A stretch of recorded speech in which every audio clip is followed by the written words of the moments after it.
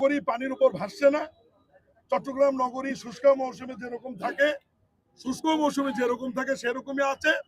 প্রবর্তন মোড়ের এখানে পানি এই খাল নির্মাণের কারণে একটু জলাবদ্ধতা হয়েছিল, এখন নিষ্কাশন হয়েছে।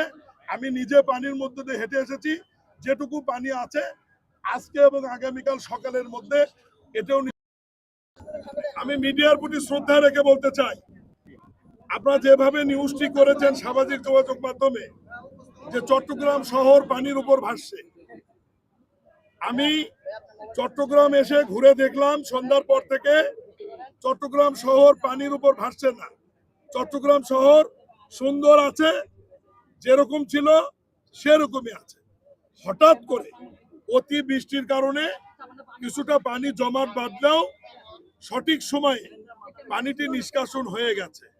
আর এই জায়গাটি প্রবর্তনা নাকি বলে, প্রবর্তনার এখানে প্রবর্তকের মোড়ের এখানে 60 কিলোমিটার আয়তনের একটি সিটি কর্পোরেশন। আমরা পায়ে হেঁটে যেটুকু পানির মধ্যে আমি হাঁটলাম, এটা 60 ফুটও হবে না, সর্বোচ্চ 30 ফিট জায়গা হবে। আমি নিজে পায়ে হেঁটে এর মধ্যে দিয়ে আসছি, এক বোঝা পানি হবে। এটা যে কারণে হয়েছে আমি ব্যাখ্যা দিচ্ছি আপনাদের কাছে।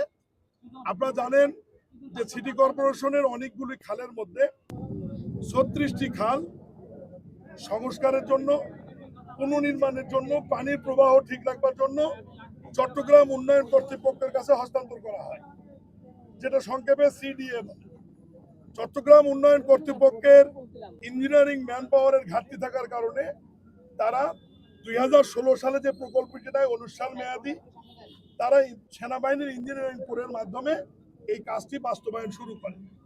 19 সালে সমাপ্ত না হয় এটা টাইম বর্ধিত হয়ে 22 সাল হয়, 22 সালে সমাপ্ত না হয় এটি 24 সাল হয়, 24 সালেও সমাপ্ত না হয় এটি 26 সাল পর্যন্ত বর্ধিত করা হয়েছে এবং সময়ে সময়ে টাকার পরিমাণও বৃদ্ধি পেয়েছে। আমি ওই দিকে আর যাচ্ছি না। এই 36টি খালের মধ্যে আমার কাছে যেটুকু রিপোর্ট রয়েছে 30টি খালের কাজ সম্পূর্ণ হয়েছে। 5টি খালের কাজ এমন পর্যায়ে আছে সেটি খুব একটা পানিকে বিঘ্ন ঘটাবে না। আমরা যে খালের কাছে দাঁড়িয়ে আছি এটি 36টি খালের মধ্যে যে 6টি খালের বাকি আছে তার মধ্যে হিজরা খাল একটি। আপনারা নিশ্চয়ই জানেন যে খাল নির্মাণ বা পুনর্নির্মাণ করার সময় যখন আপনি কনস্ট্রাকশন করবেন তখন স্টিল স্ট্রাকচারের মাধ্যমে একটি রিটার্নিং ওয়াল দিয়ে ব্যারিকেড তৈরি করতে হয়, যাতে উল্টো দিক থেকে মাটি এসে বা কাদা পানি এসে কনস্ট্রাকশন ওয়ার্ককে বাধাগ্রস্ত করতে না পারে।